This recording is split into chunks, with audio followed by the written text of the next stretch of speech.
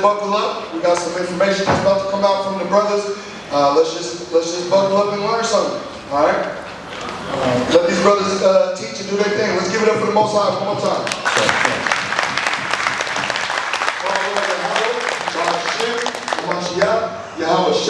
Let's go.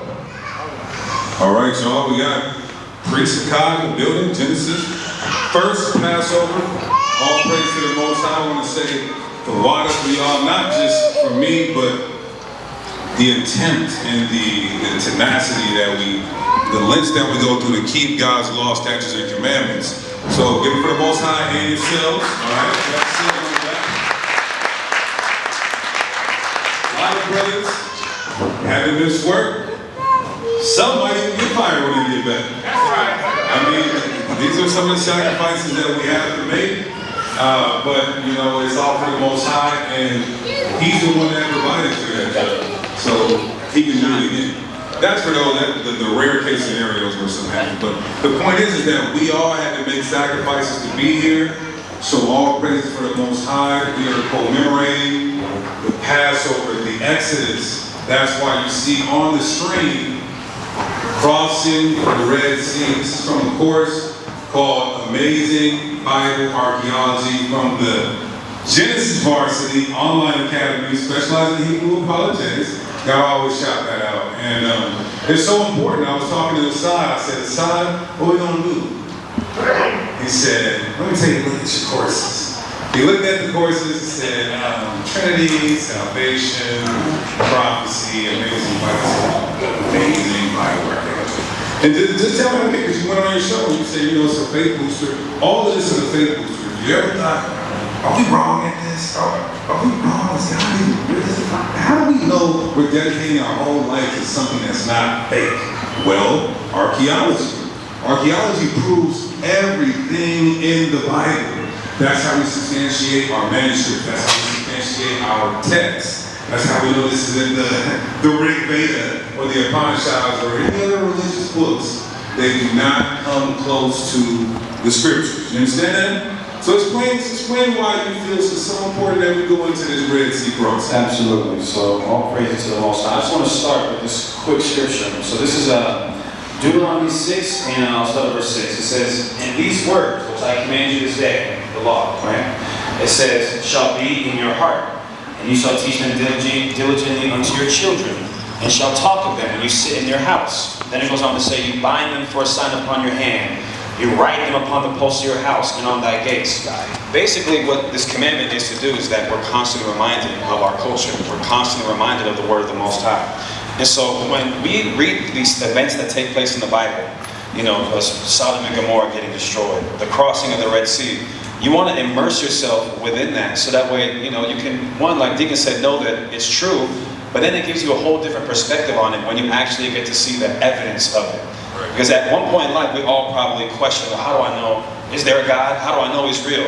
And then you come into the knowledge of you being an Israelite, and that's all, it's fine and dandy and all, but once you can really prove it, and not just prove it, but see the evidence, see the proof, and then put yourself there, it makes it all, you know, that much more special. So that's why I decided I think this is a very good thing to go into, and I think by the end of it, you guys will agree as well. So all praise to the Most High. And on top of that, what time we're in, what better lesson to go through than the one we're celebrating? Exactly. And we were in ancient Egypt back then. We're in spiritual Egypt now.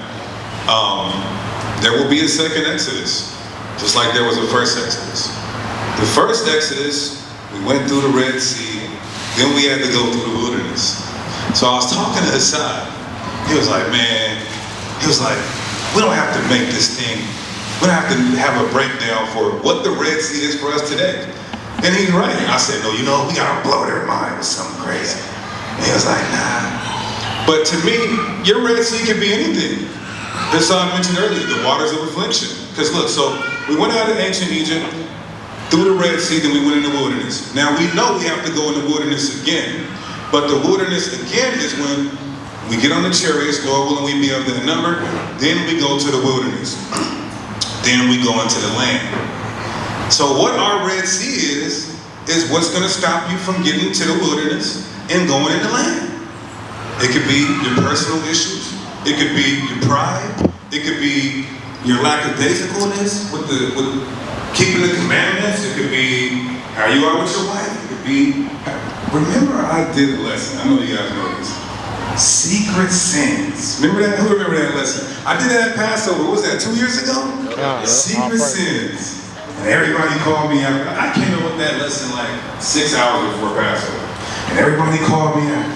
And I was like, somebody got some secret sins. Yeah, I remember there was a brother who came up to me. He ran out of the room. And I'm like, brother, where are you going? He said, so I can't do this. I can't eat this Passover. I got secret sins. Yeah, no, it was before the lamb came out. Yeah. And I was just saying how we got, some people got secret sins that they're dealing with. But that's your Red Sea. In this time, the Red Sea is what's going to keep you guys from getting into that wilderness, because that's when we enter into the new covenant right there. Then from the wilderness, where do we go, everybody?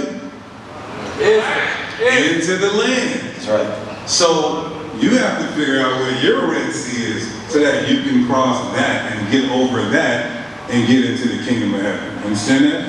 You want to chime in? No, you want to land back? No, that was good. That's good. Thank you for letting me land my chariot, man. I think you let me land my chariot. So we're going to start with this presentation. Decide, I will have you, I don't know if we have to read too much. We got our brother Yaquah from Vegas on the PowerPoint, on the projection screen. Give him a hand. Now, I didn't know he worked in IT, and I didn't know we had Genesis members with farms. I mean, Genesis member that can skin a cat. We're going to be good when martial law go. We got everybody a whole body. If I can't do it, the body can do it. That's right. We skinned the goat, and man, how tight. You got to tie it on your skills. So, this was a beautiful lesson that the Most High put on my spirit. So let's get into the slides. Go ahead, brother. Oh, Exodus 14. So let's read some of that Exodus chapter 14, dealing with the crossing of the Red Sea. A little bit of trivia. I can't let Midwest answer this, man, because they're good. Him and the side did a little war game. He's trying to fight back. But a little bit of Bible trivia. What are the two main historians for our scriptures in the first century? Philo and Josephus. He's in the Genesis varsity. Philo and Josephus. So this is a good way to prove what's real in the Bible and what's not. You have two Israelite historians, Josephus and Philo, and we're going to show you guys them both corroborating the crossing of the Red Sea. They talk about Noah's Ark as well. They even talk about Lot's wife.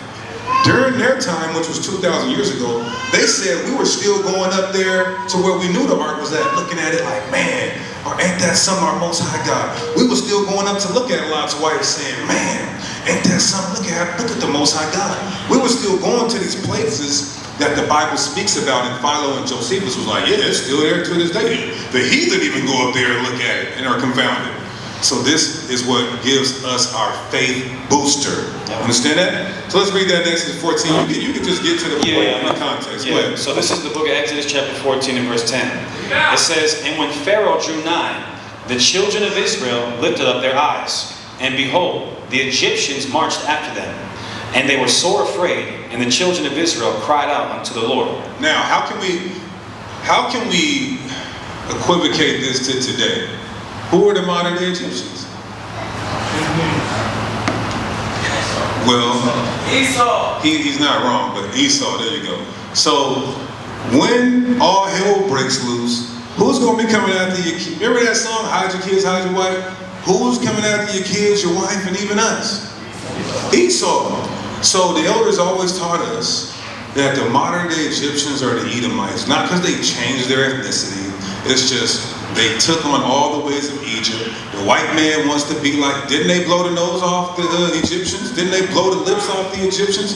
Even though those are not our people, they still have some big lips and big noses, but the white man wants to be the Egyptian. This is why, more Bible trivia here, what white great Edomite wanted all the remembrance of Egypt to be accredited to another white nation? Who? But who exactly? Alexander the damn Creek. And I can say this because this is unlisted. This is unlisted, so I can talk rather candidly. But Alexander the Creek. So, yes, the Edomites today are taking after the ways of the ancient Egyptians, just like they try to chase us.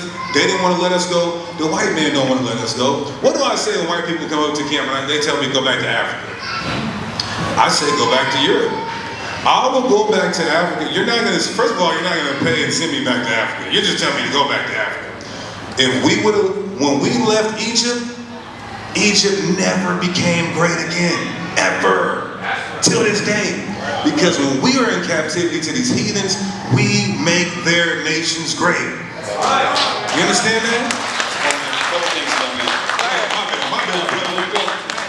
They wouldn't know what to do if black and Hispanic people all left. If we said, you know what, you're right, let's go back to Mexico, let's go back to Africa, they wouldn't know what to do. The NBA dunk contest would turn into the NBA finger roll contest. All the forms of entertainment. That's why Christ said that we're the salt of the whole human race. That's right. And salt is the most important seasoning, right? It's the most important one, and we're the flavor of the whole earth. Now back to what Deacon just said, it's interesting. When you read books like Daniel chapter 7, and it gives a vision of all the great empires that would rule the world before the returning of Messiah, they all had one thing in common. The Egyptians, the Babylonians, the Persians, the Greeks, the Romans, they all enslaved the Israelites. So that's another way that we can prove who we are. We see America prophesied in the Bible, and it's Babylon the Great, the most powerful empire that's ever lived. And what do? They enslave God's chosen people because they know the blueprint. All you got to do to raise up a mighty nation is just enslave black and Hispanic people. Because we are the creme de la creme. We're the best slaves money can buy. We're the best at everything that we do, even at being a slave to our oppressor. So it's so important that we read the story because this is the exact opposite of that. This is God delivering us from our oppressor, which we're hoping to see again coming soon. So I'm going to keep going in Exodus 14. It says, "And they said unto Moses, Because there were no graves in Egypt, hast thou taken us away to die in the wilderness? Wherefore hast thou dealt thus with us to carry us forth out of Egypt?" That's another way you know that this book is about so-called black and Hispanic people. This is after the plagues that were put on Egypt. This is all after all the miracles that our people saw God do for our sakes. And we still are complaining about God. That's only black and Hispanic people that are going to do something like that. We're the only people that are that hard-headed. So then it goes on to say, "Is not this the word that we did tell you in Egypt, saying, Let us alone, that we may serve the Egyptians? For it had been better for us to serve the Egyptians than that we should die in the wilderness." Again, that's us. We're just okay with being a homeborn slave. You give us the stimulus checks. Nigga went and bought some, VSOP, Hennessy, maybe some Remy Martin, the new NBA 2K, a PlayStation. You ain't hear a peep from him. You just said that. Yeah, yesterday I can't. When you said Donald Trump said, say that again. Yeah, Donald Trump, when he was first running for office, and he was trying to get the black vote, he didn't have to say anything wise. He didn't have to give a presentation. Here is reason 1, reason 2, reason 3. Here's what he said. What do you got to lose? Just F it. Let's try it. Let's just see what happens. Because what has America done for you? Nothing. So if I get in office and you get nothing, you're just the same nothing you've gotten for 400 years. Or you could just take a gamble. But that's how bad our people have had it. To where the person who's about to become the most powerful person in the world and is pitched to get a vote to a particular race of people just says, F it, let's just try it. Let's just see what happens. That's how bad of a position our people are in. And this is how you know that we are God's chosen people. Bring it out. I'm going to keep going. It says, verse 13, "And Moses said unto the people, Fear ye not, stand still and see the salvation of the Lord." Now, just because the ancient Exodus is like this Exodus, it was only Moses back then. None of y'all better start thinking you're the Moses today that is about to take us back to Jerusalem. There's many Moseses out here. See, it was one Moses. Then later he set up the 70. But there's 144,000 Moseses right now. We don't know who they are. We don't know who's who.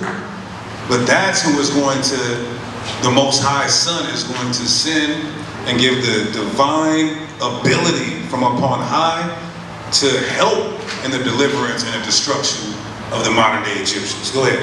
It says, "Stand still and see the salvation of the Lord, which he will show you today.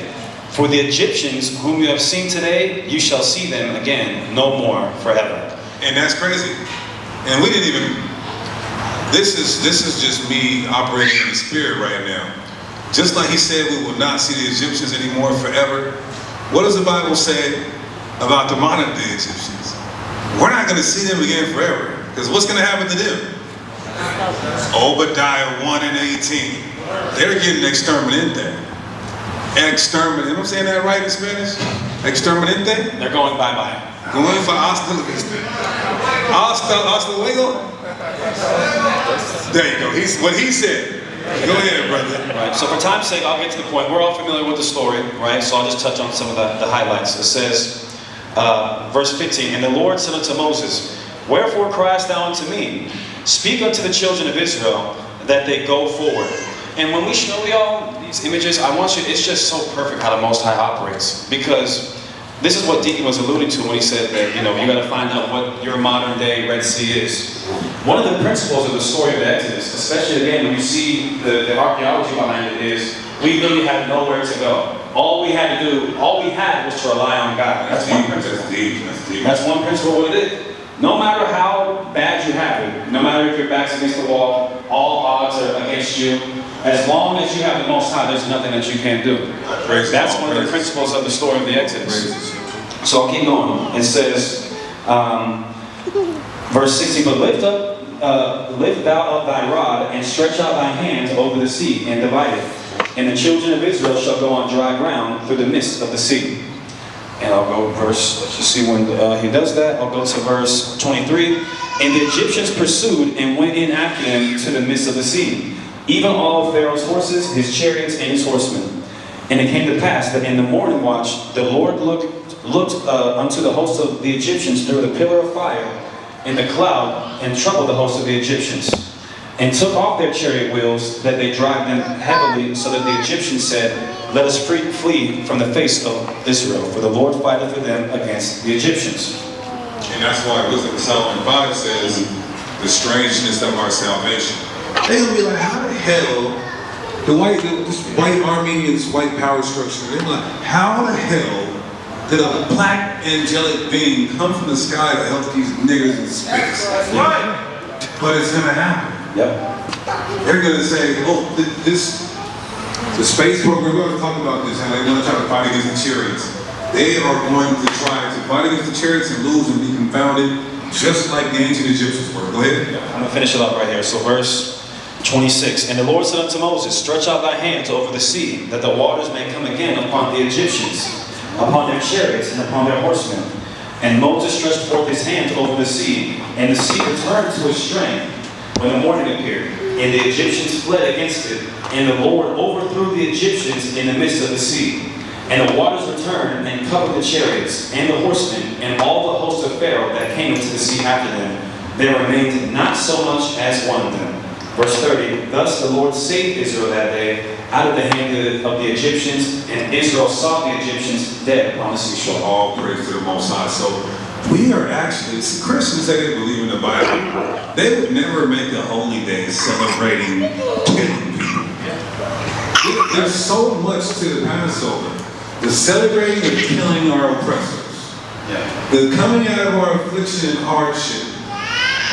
The wilderness, the body of Christ, and Him being the Passover lamb. There's so many layers to Passover that we have to consider, factor in, meditate on, and keep on our mind as we are commemorating today.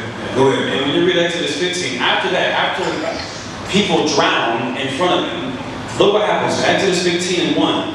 Then sang Moses and the children of Israel this song. We start breaking it down and singing. What's the song we was listening to? I'm listening to Christians. They got a couple of little Christian hits. What's the broke the shackles off my feet so I can dance. That's what we did when we saw the Egyptians get drowned in the sea. So without any further ado, I want to we can get to the next slide, and I want y'all to be able to see this stuff with your eyes. And then we're going to go into a video. You got the timestamp ready? Okay, beautiful. So now we're going to do a little. Yeah, this is an archaeologist. They try to discredit him because he's a white man. I mean, other white colleagues of his try to discredit Ryan Wyatt because he's coming out with archaeological facts proving biblical events. And so sometimes you see atheists try to come against him, but his archaeology has been tried and tested. Elder Kenneth attest to this, and it is actual and factual. Sometimes you may get your information from Esau. Do we just take it because it's Esau? No, we don't. We do comparative studies, and we get extra evidence to prove our point. So we're going to start at the 17-minute mark. We're going to watch some of this. I'm going to try not to interrupt. And you guys are going to try not to fall asleep. So make sure you hit the audio on there, Yaquab. Hit the mute, yeah, right next to the,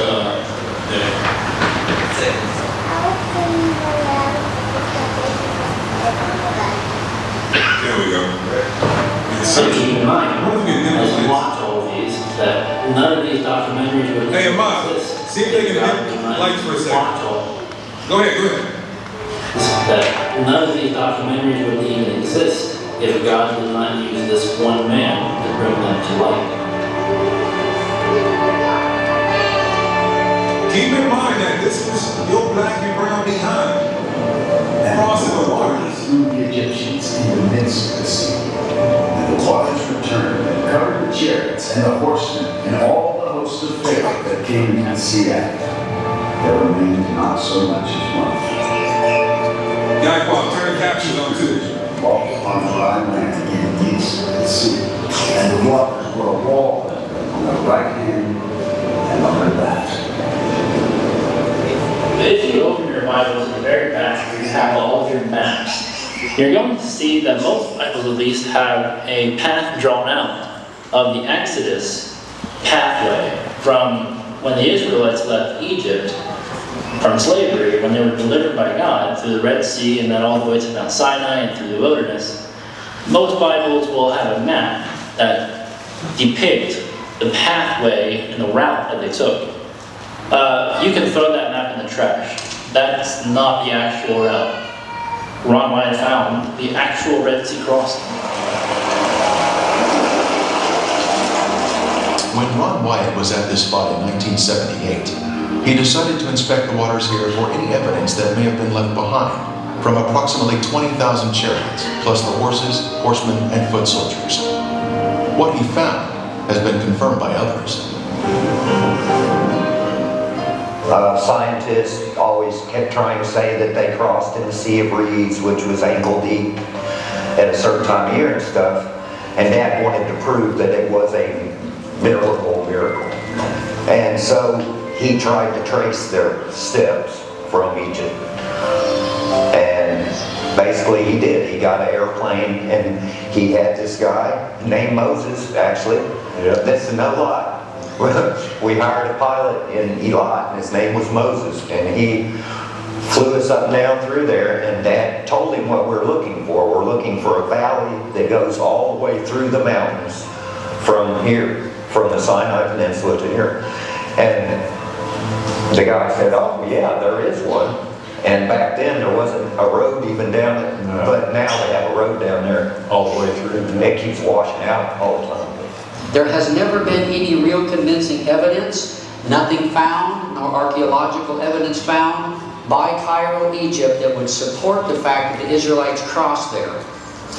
There has been, however, much evidence found, archaeological evidence, to show that the crossing was here and that Mount Sinai is in Saudi Arabia. Now, you guys are going to be able to pause that real quick. You guys are going to be able to use this against, well, not Brother Polite anymore. His ass is canned, and all praises for that. But these Egyptologists, the Sodnetters, the Shakables, he's trying to reinvent since Polite got locked up. But they're going to use this to say there's no evidence that you guys were ever in the wilderness. Whoa, 1 million of them. Where's the trash? Where's the soda cans that were left behind? Where's the empty Doritos bag? So they're saying because there's not like this amount of trash and you know things that would have been left behind when we were in the wilderness, that makes it untrue. So this is the type of archaeological understanding and knowledge and information that you're going to need if you're a defender of the gospel. Now, if you just want to live your life and keep the commandments, you don't like to argue, I like to argue. But if you don't like to argue, you just want to keep the commandments, then don't worry about it.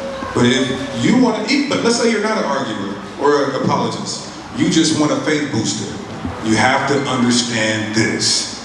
Go ahead, brother. Traditional Exodus route from Goshen, where the Israelites were in Egypt, they came out of Goshen and then they crossed over around here somewhere, and this is where the traditional crossing of the Red Sea is. It's really sad because they're basically saying that Egypt's chariots got drowned in this really shallow marsh-like area. They will keep the traditional site of Mount Sinai, and they'll put it here, not because of evidence they found, but because Constantine's mother said this was Mount Sinai. So the scholars, with all their wisdom, go along with Constantine's mother, and in order to do that, they got to put the Red Sea crossing over here, because it wouldn't make sense over there. And they also say that this is the real Red Sea crossing because in the Hebrew, it's the Sea of Reeds, the Reed Sea. But if you actually look into it in other places in the Bible, it describes this area right here as the Red Sea as well. So this is also the Red Sea in the Bible. So anyways, the actual Red Sea crossing, they ended up at this beach right here. And then they crossed this right here is the spooky part. Because it's like God, he pre-made the earth, and I'm gonna give you a spoiler alert. There's literally, right here, there's literally a walkway. Hassan, you broke this down in class, so you can elaborate. Yeah, listen, I'm just waiting until we get to the meat and potatoes, and y'all are gonna see just how crazy this really is. And I'm gonna do some reading. Like, as when we get to the part, you're going to literally be able to see it, and then we're going to read it in the Bible, and you're going to literally almost see the words jump out off the book. That's how crazy it is. Let's keep going. So the actual Mount Sinai is in Arabia. According to scholars, it's where Constantine's mother said it was. But according to Paul, the apostle, it's in Arabia. And that's where it actually is, and we'll look at that next. That's okay. But here's where the actual Red Sea crossing is. The actual route starts here, goes down through here, and then they get entangled in the wilderness. And let me see if I have a map of that. Yeah, so as you can see, there's like this windy valley. And that's where Pharaoh realized they would be entangled in the wilderness, and then went and pursued them. And they came out at the beach here, and this is where they actually crossed. There's another bird's eye view of the beach. And as you can see, all of Israel would fit onto this area of land, while God protected them with a pillar of fire, cutting off. Pause it real quick, right? So he's gonna actually go to that site in a moment, but just notice. So there's the sea right here, obviously on the right, and then notice there's a pathway. The Egyptians are coming from this way, and so where are the Israelites gonna flee? Are they gonna go swim in the water? And then there's a mountain. That's what it says in Exodus 15. I'll just read it, and I'll read it again later. In Exodus chapter 14, rather, it says, "For Pharaoh will say of the children of Israel, they are entangled in the land. The wilderness has shut them in." What does that mean? There's only two places to go, right? In the water, or back running towards where the Egyptians are chasing them. Because what's right next to that pathway right there? You see where the mouse is right there? It's two mountains. What, are you going to just run up the mountain? You can't run up the mountain, so where are you going to go? That's why I said if your back's against the wall and you have the Most High in your hands, you don't need to fear. So then God literally parts the sea. That's the only thing he could do. That's the only way that the Israelites could escape, is if he did a miracle and they ran through the sea. And it's perfect. God designs the area to where all the Israelites could fit right on that big patch of land right there. And they could see the Egyptians pursuing them, and they could see this big body of water that's getting ready to get parted. It's literally perfect how God has designed all this. But keep going. You're going to literally see it here in a second. Behind. They're literally finding chariot wheels. This is all found in that Red Sea area. Right there. Right there. Egyptian chariots were chariot wheels. You can't make this up. And not only that, right? So how did those chariot wheels get there? In the middle of the sea. What are they? aquatic chariots. Like the chariots back then in ancient Egypt, they could go on underwater chariots? submarine chariots. How are they? Now it would make sense if they could make an argument if the chariots weren't in the middle of the sea. If they were just on the edge of the sea, okay, but how they get there in the middle? Oh, I know how, because they were when the Most High had Moses split the sea, they went in the middle, continuing to pursue the Israelites, and then they got swallowed up. Like T.D. Jakes said, everyone was swallowed up. Go ahead. Metal hubs in the center of the wheels. Using metal detectors, divers have found metal in the raised hubs that are now covered in coral. So when you dive with the underwater metal detector, you can go over all the corals and get a new reading. And then when you go over, obviously metal or iron or whatever, you do get a reading. So that's the way you know that if you've got a real shape and you get a strong metal reading from it, then that would be the difference between just a round coral and something that could potentially be a chariot wheel. So when you compare this particular four-spoked hub to the hubs that you see in the Egyptian museum, it looks exactly the same, and there's metal where you'd expect to see. Here we see another four-spoked chariot wheel with one spoke missing and a center raised hub. The coral here has preserved the chariot parts by retaining the man-made structure, even after the wood has disappeared. Here we see another wheel suspended on its axle, standing at attention. It has 6 spokes and a raised center hub. Hold on, we'll pause that real quick. How long, more Bible trivia, I love Bible trivia. These chariot wheels have been on the sea floor for approximately how many years?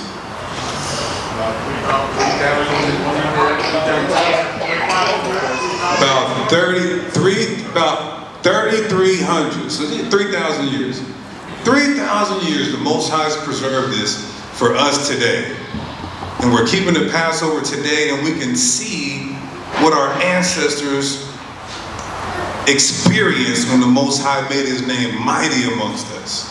We didn't know him, and the elders talk about this all the time. We didn't know our Heavenly Father as a saving power. We only knew him as Alashasha, the terrible demon-like power. Because when he came, it was for judgment. We never seen how he saves. That's why he said, Yahweh. He saves. You guys are going to know me by Yahweh. Because the way I saved y'all. Keep going.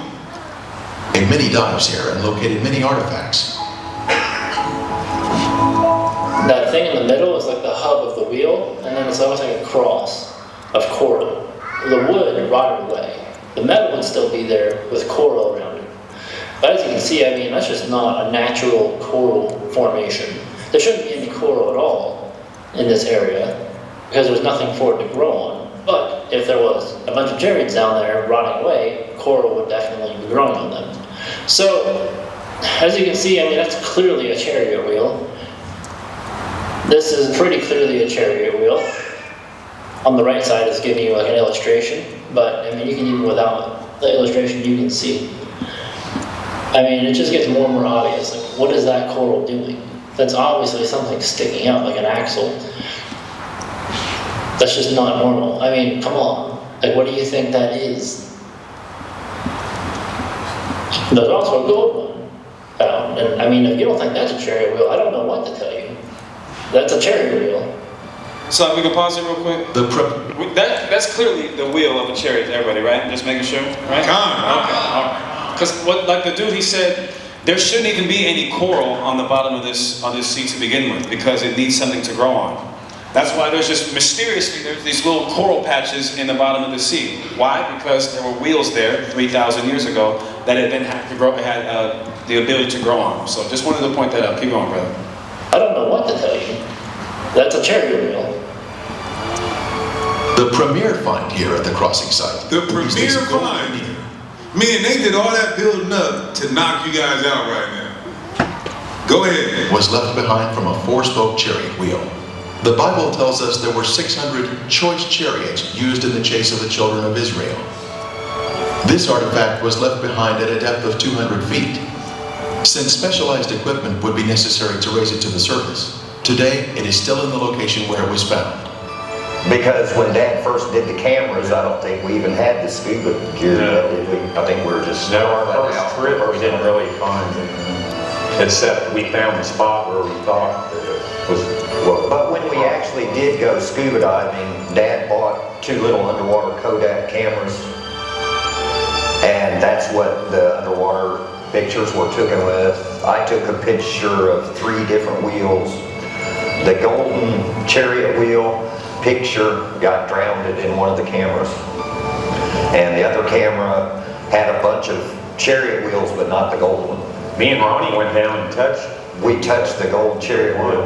I think it was about. Somewhere around 180 feet. Yeah, it was Right around there. So pause it just one more time real quick. So what people would have us believe that don't believe in this and think the Bible is just made up is some random group of Egyptians, one of which had a choice chariot, meaning it was part of it was covered in gold, had too many Jägermeisters, and somehow got his chariot, his golden chariot, on the bottom of the sea, 180 feet deep. How did he even get 180 feet deep? How did they get there? Maybe 5 foot deep, that would make sense. But how is it 180 feet deep in the water? But it's just like the Bible says that there were chariots, regular ones, and then there were choice chariots, one that had gold plated on them. But the Bible's not real though. We can't rely on this book. This is how we know it's real. And this isn't even the craziest part yet. It's getting ready to get even crazier. No, I thought this was the premiere. I thought he was about to go into That's a bomb that he just dropped, for sure. But there's still a lot more. that earlier we were swimming about 30, 35 feet where you can stay all day, whatever, 32 feet. So we were here swimming around, and if we saw anything, we'd go down. On a number of trips, we brought metal detectors to Nueva, and these reveal that inside the coral there is metal that will be consistent with what we'd expect from finding remains of the Egyptian army. Now, some people have asked, well, if that's the case, why don't you just bring up artifacts, some of this coral that contains this metal? There's a very simple reason for that. As you can see on the sign, it's strictly forbidden to touch or remove any coral in the Red Sea. So for us to do so would be violating Egyptian law. Further south in the Gulf of Aqaba, you can see that things have been washed up on the land, like sea stars, corals, and other things twisted into one another, like a disastrous whatever. Like a washing machine has been treating the material, so to speak. And also in that kind of material we can find bronze. And bronze is a metal that's made by humans, so it's not a natural one. You can see how rugged these mountains are. And much of the Gulf of Aqaba is just as rugged underwater. Pause it real quick. So God... Now we're getting ready to get into the crazy part, because he's now getting ready to expound on, again, Exodus 14 and 3. For Pharaoh will say of the children of Israel, they are entangled in the land, the wilderness has shut them in. Do those mountains look climbable to you? Maybe if you're young and athletic, but what about an old person? What about a child? Are they going to be able to navigate that entire mountain? Hundreds of thousands of people? No. So again, the Israelites, they're at the bottom of this. And there's a mountain on the left side and a mountain on the right side. That's a rough mountain to climb, especially if you've got a family. So we're getting ready to expound on that. Keep going. The water, with the underground terrain looking like this, it would have been impassable. There are 2,000 meter high mountains around the Gulf of Aqaba. There are 2,000 meter deep waters in the deepest section. The huge falls from the peaks to the bottom. You can ask the question, how can we cross the seabed? I mean, we just take away the water. We don't talk about the water. But how can you just cross? First, you could not have any mud on the seabed. You need a solid ground. Horses should be able, at full speed, going across that material, whatever the material is. In the middle of the Gulf of Aqaba, there is a shallow section, relatively speaking, shallow. And the interesting thing is that the downhill slope and then the uphill slope on the other side is within the criteria for wheelchairs in the US. It can't be too much uphill or downhill with a wheelchair because it's too much work, so to speak. So the downhill slope and uphill slope is within these limits. That's a scientific Pause it real statement. quick. So remember earlier he said that there's certain parts of that sea that are, I think he said 2,000 meters deep, but there's one specific part that's not too deep enough, because if there was a certain part that they had crossed and the water just got completely split, it would look like they were going downhill, right? But there was a specific part that was flat enough to where, like he made mention, that you could ride a wheelchair over it or ride a bike. That's how you know this is divine providence right here. This is God intervening, doing something special right here. Keep going. This is the Wadi Watir. This is the canyon that connects the Sinai Desert to the Red Sea. And you can see these very rugged mountains. If you're walking down this canyon, you've got to follow it all the way. You can't go left or right. We find in Exodus chapter 14 verse 3 a description where Pharaoh would say the children of Israel are entangled in the land. The wilderness has shut them in. That's a perfect description of this wadi leading down to the Red Sea.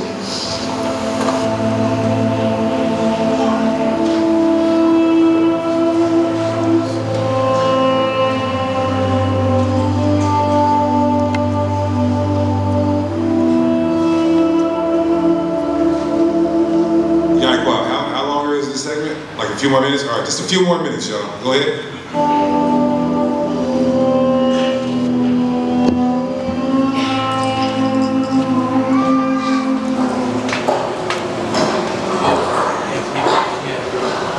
Need an extra battery yet? Finally, after walking about 30 kilometers through this wadi, they come to the Red Sea. You can see behind us the Gulf of Aqaba, and behind that, the mountains of Midian. Pause that right there. That's the shot. That's what I was telling you about. Do you see that? So if the Israelites are fleeing the Egyptians going that way towards the sea, are they going to be able to climb up those mountains? No. Absolutely not. This is what Pharaoh meant when he said the Israelites are entangled. They're trapped, basically. They have nowhere to go. What are they going to keep going straight? There's a 2,000 foot or meter deep. He's like, I got you. I got him. No, I got him now. We were got right there. This is where the Exodus took place, everybody. This is where the parting of the Red Sea took place, right there. That's the shot, everybody. There's a mountain to the left, a mountain to the right. The Egyptians are chasing us, behind us, and there's a 2,000 meter deep ocean or sea in front of us. There's nowhere to go. So now God is saying, stand still, and you'll know that I'm God. This is what the Passover is about. This is part of what the Passover is about. That's the shot right there. That's where our ancestors passed through the Red Sea. All praise to the Most High.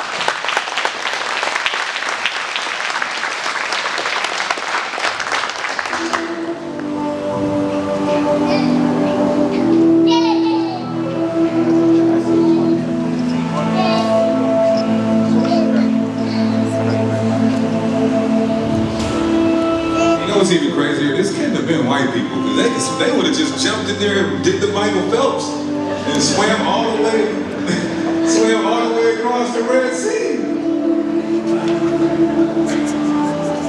Josephus described the mountains around the Red Sea crossing site. One source. Impassable.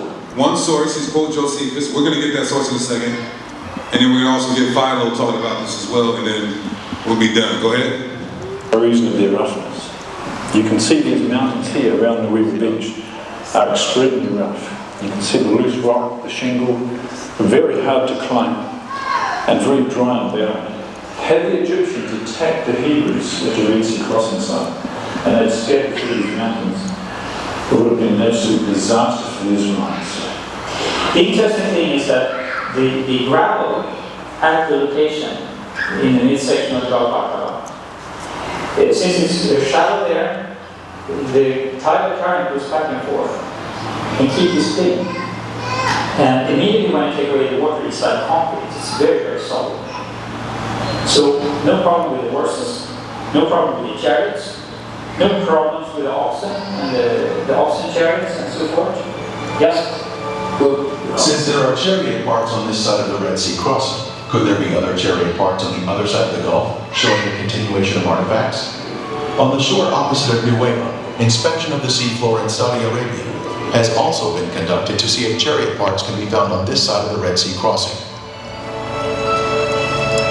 Pause it real quick. I think we can end it there, but I want you guys to understand what he just said.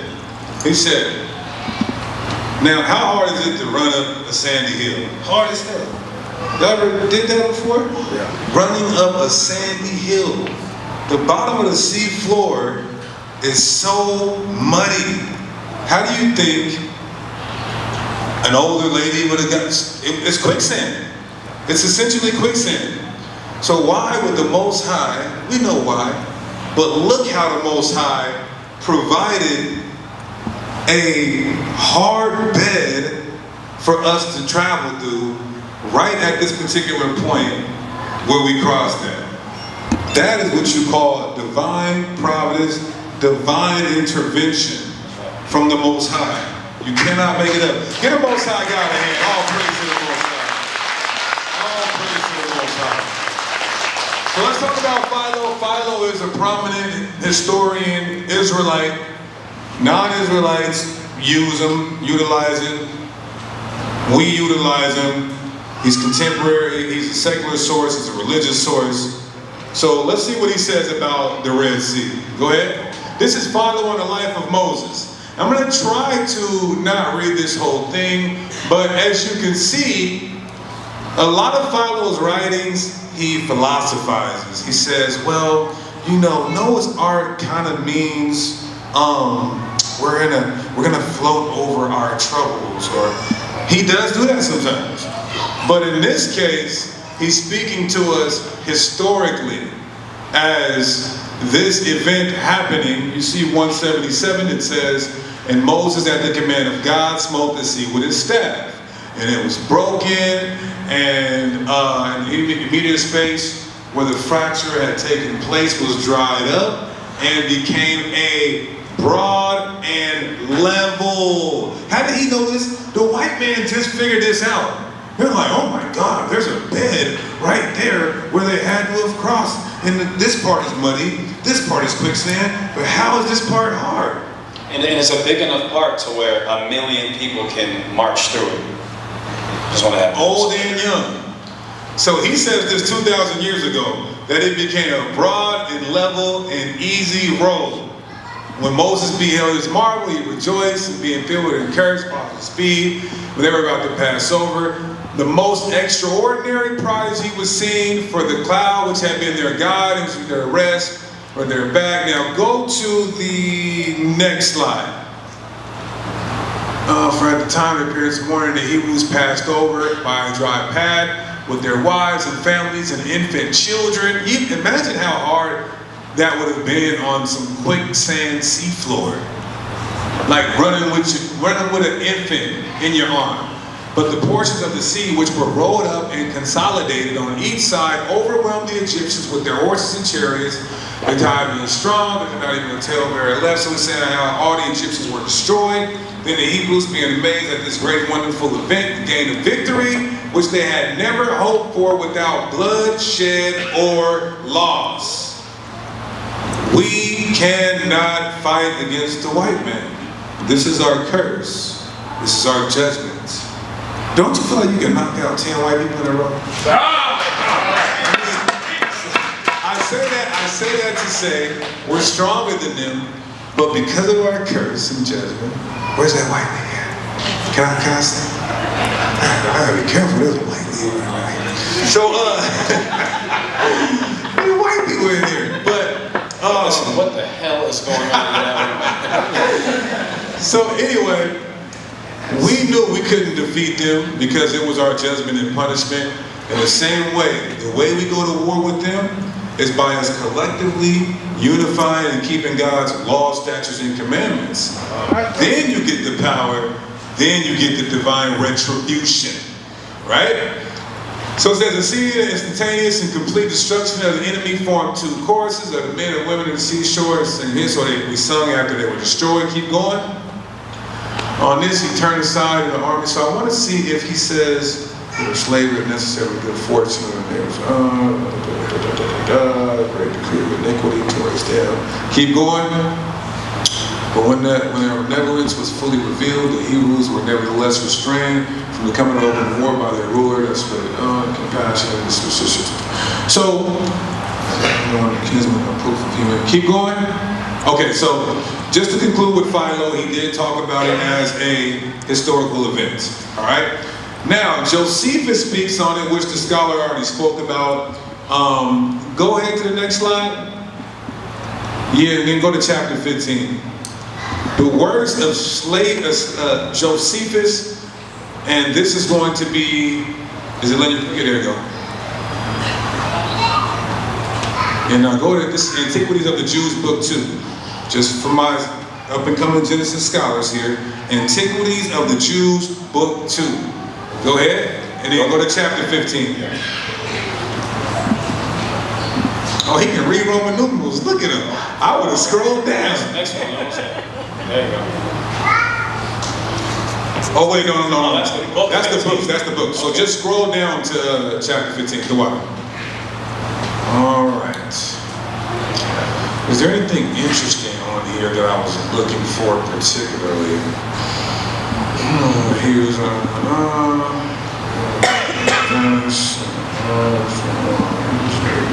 okay, so usually Philo says, and we visited this place, and we see this place, and we still go to this place. But I don't want to read all of this. But Josephus corroborates that this wasn't just some myth, this wasn't just some story, that this event actually happened. Real quick. Go ahead. I'll read this real quick part, right? In the second stanza. It says, oh, I think I might have lost it already. Hold on. 7 seconds, and then if I can't find it, we will move on. Go down a little bit. It says, oh my goodness. Okay, all right, I see it right there. Okay, so it says, they also, okay, where do I want to start? My bad. Yeah, right there, but I might want to, okay, I'll start where it says, now when the Egyptians, the prior sentence. Now when the Egyptians had overtaken the Hebrews, they prepared to fight them. Dang, I lost it. There's so many dang words on the screen. Okay. And by their multitude, they drove them into a narrow place. Wasn't what we just saw a narrow path? It says that they were driven into a narrow place. For the number that pursued after them was 600 chariots with 50,000 horsemen and 200,000 footmen, all armed. They also seized on the passages by which they imagined the Hebrews might fly, shutting them up between inaccessible, was it precipices, I believe is the word. And what he's referring to is the mountains on the left hand. And that's why he says, for there was on each side a ridge of mountains that terminated at the sea, which were impassable by reason of their roughness and obstructed their flight. You can't climb those mountains. It's not like rock climbing where there's just a perfect place for you to put your hand and then climb up. No, there's. And how did he know all that? Because the Bible didn't say that. The Bible didn't go into detail like that. Go ahead. Yeah, and one thing too, because mainstream scholarship denies this, even though it's clearly evident. So if they were wrong about something as simple as where the Exodus took place, what else were they wrong about? Same thing with like how they gave us a white Jesus. If they lied about what he looked like, do you think they would tell the truth about his message? They would absolutely wouldn't. So you have to think about that, all the lies that they have propagated and all the misnomers, things of that nature, and how it is that we're able to put these things together. It's because the Most High is putting his spirit back on his people.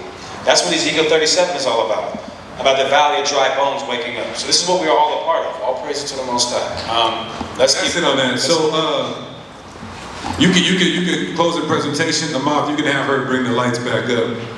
And this, my friends, my brothers and sisters, my friends.